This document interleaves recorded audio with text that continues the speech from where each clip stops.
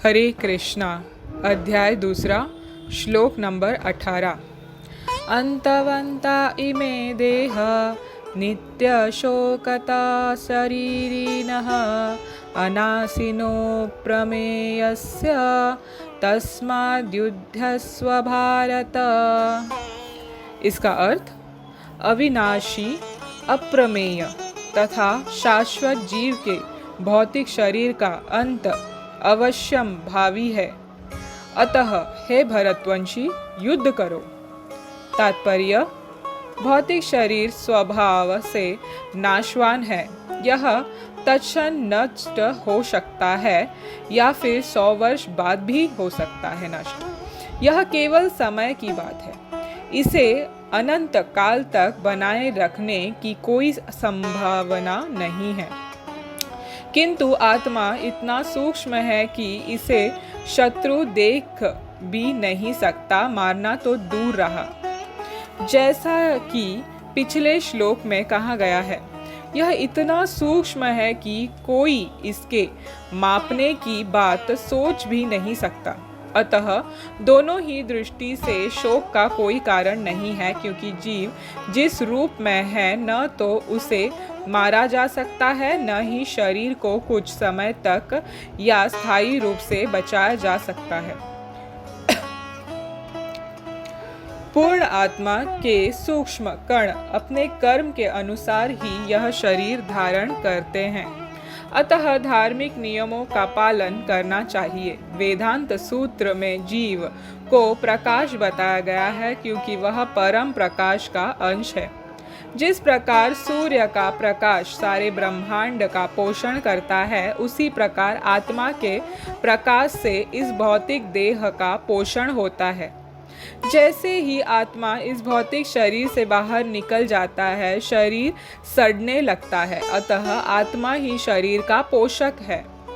शरीर अपने आप में महत्वहीन है। इसीलिए अर्जुन को उपदेश दिया गया है कि वह युद्ध करे और भौतिक शारीरिक कारणों से धर्म की बलि न होने दे। हरे कृष्णा। तो ये था तात्पर्य दोस्तों। तो अभी भगवान बता रहे हैं अर्जुन को कि ये जो जीव है भौतिक शरीर में है, वो अविनाशी है, अप्रमेय है, शाश्वत है, इंडिस्ट्रक्टेबल है, इमेजरेबल है और परमानेंट है, शाश्वत है। तो ये पेरिश कभी भी हो सकता है, कभी भी नष्ट इसका हो सकता है, अभी भी हो सकता है या 100 वर्ष बाद भी हो सकता है। तो ये शरीर धारण कैसे करता है, मटेरियल बॉडी धारण कैसे करता है? अपने कर्मों के हिसाब से ये शरीर बदलता है। अगर इसने कोई अच्छे कर्म किया है तो ये अच्छे शरीर इसको मिलेंगे, जैसे इंसान का शरीर, देवी देवता का शरीर, ऐसे अच्छे शरीर मिल सकते हैं। अगर बुरा कर्म किए तो नीचे की योनि मिलेगी उसको, जैसे कि जानवर, पशु पक्षी, एक्वेटिक एनिमल्स, कोई भी हो सकता है वो, प्लांट, ट्रीज। तो ये था इसका मूल स्वरूप।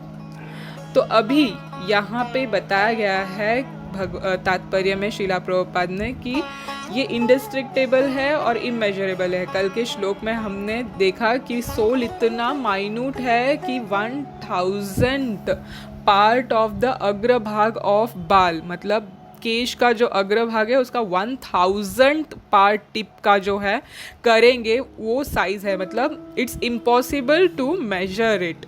तो दुश्मन उसको मार ही नहीं सकते। जब उसको ढूंढेंगे नहीं, मिलेगा नहीं तो मारेंगे कैसे? तो इट्स इनडिस्ट्रक्टेबल। और वो इतना छोटा है, इतना माइन्यूट है, एटमिक इससे भी, एटम से भी, मटेरियल एटम से भी, तो वो मेजर भी नहीं किया जा सकता। तो अब भगवान अर्जुन को क्या बोल रहे हैं? ये जो अविनाशी है आत्मा, तो ये मरता नहीं है, तो डरने की कोई बात ही नहीं है। मर जो रहा है वो है भौतिक शरीर। तो तुम्हें युद्ध करना चाहिए, उठो और युद्ध करो, धर्म की बलि मत चढ़ाओ, ऐसे भगवान उसको बोल रहे हैं। और दूसरी चीज़ इसमें और एक इम्पॉर्टेंट बताया है कि स्पिरिट सोल, आत्मा जो है वो इम्पॉर्टेंट है, शरीर नहीं है, क्योंकि आत्मा जैसे ही शरीर से निकलती है, शरीर में कोई जान नहीं रहती, कोई चेतना नहीं रहता, तो वो सड़ने लगता है, डिकम्पोज होने लगता है। आपने इतना तक भी देखा होगा दोस्तों, जब कोई रिश्तेदार शरीर त्याग करता है तो उसके नाम से नहीं बुलाते हैं लोग, बोलते हैं डेड बॉडी को लेके चलो, बॉडी को लेके चलो, ऐसे बोलते हैं। ऐसे नहीं बोलते पिताजी को लेके चलो या अंकल को लेके चलो, भाई बंधु को लेके चलो, इनका फलाना फलाना नाम लेके नहीं बुलाते, डेड बॉडी बोलते हैं। बॉडी मतलब उनको पता चल गया है, निकल गए हैं उनके जो असलियत में जो थे अंदर, मतलब आत्मा, तो शरीर का कुछ संबंध ही नहीं है उनसे। बट तो भी हम रोज़मर्रा के ज़िंदगी में ये सब देखते हुए भी उसे नज़रअंदाज करते हैं और अपने ही कार्यकल्पों में लगे हुए हैं, फंसे हुए हैं बुरी तरह से। तो इससे हमें निकलना है दोस्तों, बाहर निकलना है, समझना है, समझने की कोशिश करना है कि हम उस परम आत्मा, परम ज्योति भगवान श्री कृष्ण के अंश हैं, अणु अंश है, पार्ट एंड पार्सल है। तो हमको भगवान को ढूंढने की, उन्हें खुश करने की आवश्यकता है। जब तक इंसान का शरीर है तब तक हम कोशिश कर सकते हैं। एक बार इंसान का शरीर छूट गया और कोई दूसरी शरीर मिल गई तो वो डोर क्लोज हो जाएगा, क्योंकि 84 लाख स्पीशीज़ में ह्यूमन स्पीशी ही ऐसी है जो भगवत भक्ति कर सकती है, जिसको भगवान ने इंटेलिजेंस दी है, थिंकिंग पावर दिया है दूसरे जानवरों से ज़्यादा, जो इंसान सोच सकता है, एनालाइज कर सकता है, अच्छे बुरे की परख लगा सकता है। अब एक बात आपको बताती हूँ, श्रीला प्रभुपाद हमेशा एक कहानी कहा करते थे। ये कहानी एक प्रोस्टिट्यूट की है, एक वैश्या की है। उसका नाम था, पुरातन काल की कहानी है दोस्तों, ये उस वैश्या का नाम था लख हीरा। क्योंकि वो इतनी, लख हीरा उसका नाम इसीलिए पड़ गया था क्योंकि वो इतनी फेमस थी, इतनी कॉस्टली थी वो प्रोस्टिट्यूट, वो वैश्या, कि उसका चार्ज, एक चार्ज जो था वो 1 लाख पीसेस ऑफ डायमंड था, छोटे हो या बड़े हो जो भी हो, मगर 1 लाख पीसेस ऑफ डायमंड, लख हीरा का उसका चार्ज था। तो उसी नगर में, उसी शहर में एक आदमी था जिसको लेप्रेसी हुई थी, वो लेप्रेसी से पीड़ित था।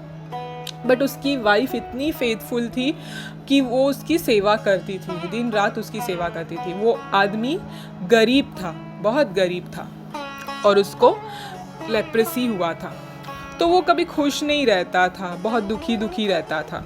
तो उसकी बीवी ने एक बार पूछा कि आप इतने दुखी क्यों रहते हो, मैं आपकी इतनी सेवा करती हूँ, आपको बास्केट में लेके जाती हूँ, आपको कुछ भी तकलीफ़ हो तो मैं आपको हमेशा सेवा करती हूँ तन मन धन से, तो भी आप इतने दुखी क्यों हो। तो वो लेप्रेसी वाला गरीब आदमी कहता है कि मुझे वो प्रोस्टिट्यूट के पास जाना है, मुझे उसे एंजॉय करना है, उसे उपभोग करना है। तो उसकी बीवी इतनी फेथफुल रहती है, इतनी निष्ठावान रहती है अपने पति के तरफ, वो अपने पति को खुश करने के लिए मान जाती है। वो उसके पास, प्रोस्टिट्यूट के पास, वैश्या के पास अपने पति को लेके जाती है उसको खुश करने के लिए। तो जब लेके जाती है तो वो जो वैश्या है वो देखती है उन लोगों को और उनका उपचार करती है। वो उनके लिए तरह तरह के व्यंजन मंगवाती है। तो व्यंजन मंगवाती है तो 2 तरह के डिशेस में मंगवाती है, 2 तरह के डिशेस, 2 तरह के पात्र में लेके आने के लिए कहती है। एक होता है गोल्ड पॉट और एक होता है आयरन पॉट।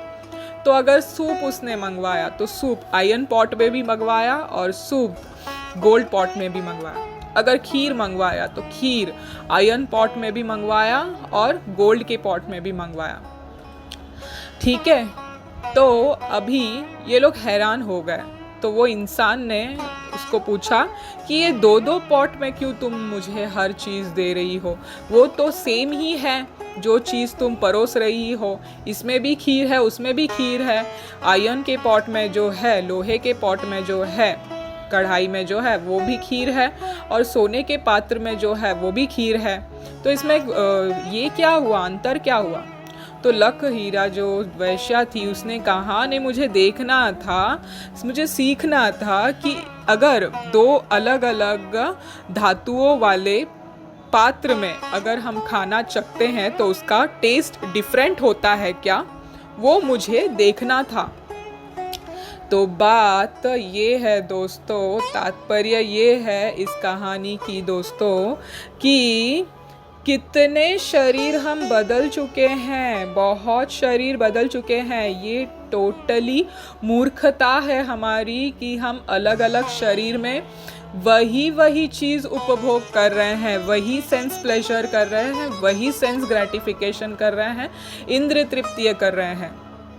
जैसे प्रहलाद महाराज ने कहा, पुनः चर्वित चर्वणम, वही चीव कर रहे हैं हम, वही चबा रहे हैं जो बार बार चबाते आए हैं, उसका रस लेने का कोशिश कर रहे हैं, चबा चबा के उसकी जो ये है रस निकल चुकी है तो भी वापस चबाना चाहते हैं।